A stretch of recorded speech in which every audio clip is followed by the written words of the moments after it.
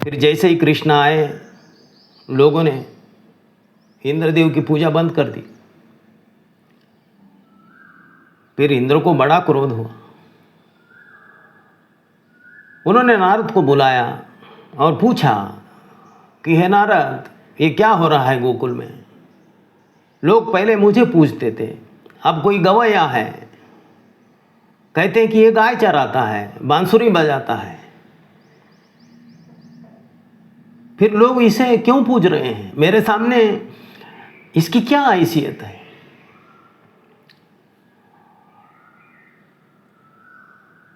तो नारद ने कहा, हे इंद्रदेव, आप बहुत ही शक्तिशाली हैं।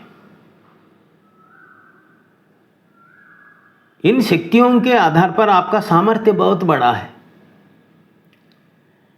लेकिन प्रॉब्लम यह है कि जितने भी आपकी शक्तियां हैं उसका उपयोग आप खुद की अहंकार को पोषित करने के लिए इस्तेमाल करते हैं।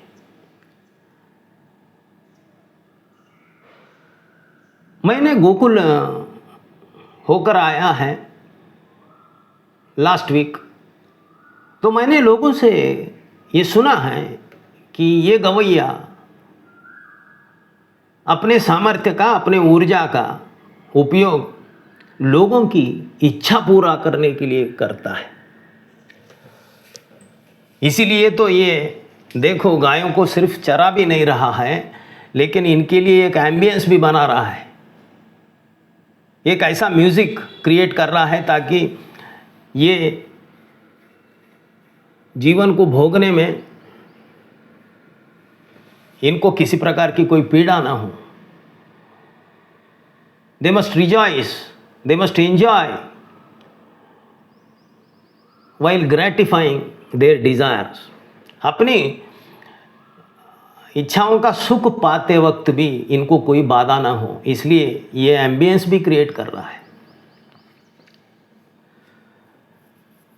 गीता में कृष्ण को अनेक नाम दिए गए, सब नामों में एक वैज्ञानिकता है। तो कृष्ण के जो गुण हैं उनके आधार पर उनको ये नाम दिए गए। एक प्रकार से ये उपमा है। उसमें से एक है गोविंद। गोविंद बना है गो और विंद, गायों को पालने वाला। क्योंकि गीता काव्य के रूप में है, तो गायों को प्रतीक बनाया है व्यक्ति के इच्छाओं का,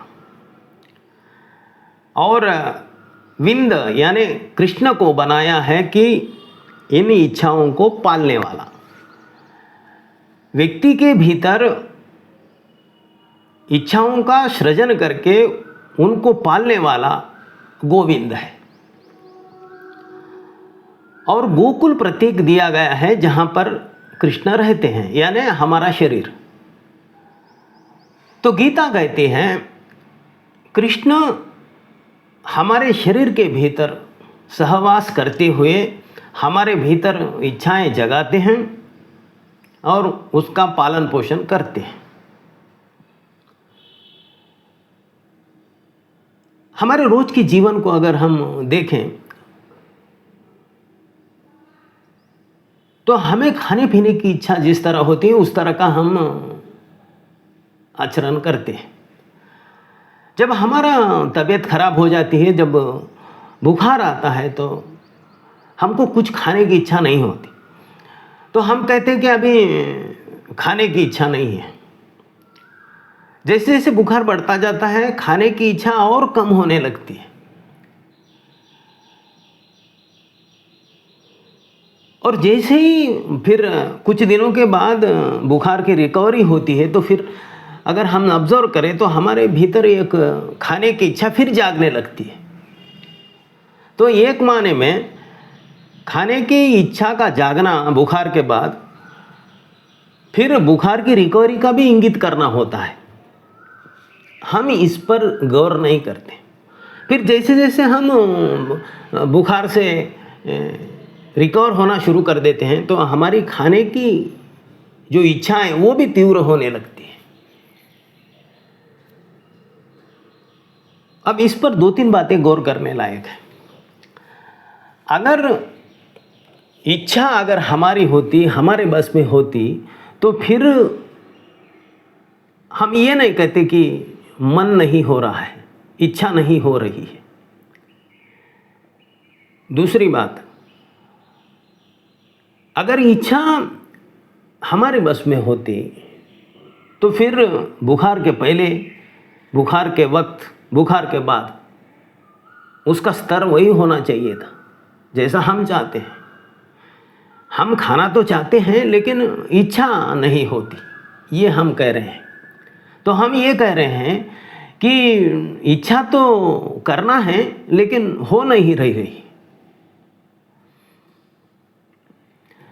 अगर इच्छा हमारे हाथ में होती तो फिर एक स्टेज में होती है, एक स्टेज में नहीं होती है, एक स्टेज में बहुत कम होती है, एक स्टेज में तीव्र होती है। इस तरह नहीं होना चाहिए। फिर ये कांस्टेंट, हम जैसा शर्ट का बटन जब चाहे जब लगा ले, जब चाहे जब निकालें, इस तरह होना चाहिए। तो हम हमारे अवस्था को इंगित करते हुए ये कह रहे हैं अनकॉन्शियसली कि इच्छा मेरे बस की बात नहीं है, इच्छा मेरे हाथ में नहीं है, मेरे कंट्रोल में नहीं है। अब ये रुग्ण अवस्था के साथ ये इच्छा में परिवर्तन क्यों होता है? कृष्ण कहते हैं इस पदार्थ के भी गुण हैं और इस जीवन ऊर्जा के भी गुण हैं। ये हमारा जीवन इन 2 गुणों का प्रतिफलन है। इच्छा जीवन ऊर्जा की गुण है, लेकिन ये गुण प्रतिफलित होता है हमारे शरीर की अवस्था के अनुसार। हमारा शरीर अगर स्वस्थ है तो जीवन ऊर्जा का जो इच्छा का गुण है वो संपूर्णता में प्रतिफलित होता है। लेकिन जैसे ही हमारा शरीर रुग्ण होता है, ये ऊर्जा का जो गुण है इच्छा का, वो भी कम होने लगता है, सीमित होने लगता है। जैसे कि जो इलेक्ट्रिसिटी हमारे बल्ब में बहती है, तो कभी कभी ऐसा होता है कि इलेक्ट्रिसिटी पूरा गुम भी होती नहीं, फिर पूरी तरह से भी नहीं होती, तो बल्ब डिम लाइट में रहता है। यानी हम ये भी नहीं बोल सकते कि इलेक्ट्रिसिटी पूरी तरह गई है और हम उसका उपयोग भी नहीं कर सकते। ना पूरा अंधेरा होता है, ना पूरा उजाला होता है। तो हमारा शरीर जब रुग्ण होता है तो जीवन ऊर्जा का जो स्तर होता है वो इसी तरह का होता है। न इच्छा पूरी बंद होती है, ना वो इच्छा वो अपने पूरे स्वरूप में प्रतिफलित होती है।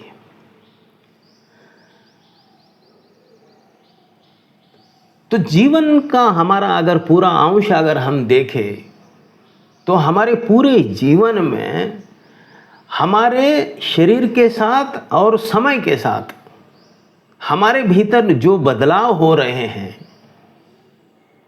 समय हमारे शरीर और मन में जो बदलाव आ रहा है, उसी अनुसार हमारी इच्छाएं भी बदल रही हैं। बचपन में जो इच्छा है, जवानी में वो इच्छाएं नहीं हैं। जवानी में जो इच्छाएं हैं वो बूढ़ेपन में इच्छाएं नहीं हैं। 50 साल के बाद व्यक्ति में अनायास ही न चाहते हुए धर्म के खोज की एक इच्छा पैदा होती है। तो ये नई जो इच्छा पैदा हुई 50 साल के बाद, ये कभी भी बचपन में और जवानी में नहीं थी। तो इसका मतलब है 50 साल के बाद अब जीवन ऊर्जा ही इस इच्छा को जगा रही है, क्योंकि अब 50 साल के बाद ये राइट टाइम है इस इच्छा के लिए। तो अगर हम गौर करें तो प्रतिपल हमारे शरीर की अवस्था के साथ मन की अवस्था बदल रही है, मन की अवस्था के साथ शरीर की अवस्था बदल रही, और इन दोनों अवस्थाओं के साथ हमारे इच्छाओं का स्वभाव वो भी बदल रहा है। इसलिए कृष्ण कहते हैं इच्छा भी मैं ही हूँ, उसको पूरा करने की व्यवस्था भी मैं ही करता हूँ, और उसको पूरे करने के बाद उसके सुख भी मैं ही भोगता हूँ। आज इतना ही। नमस्कार।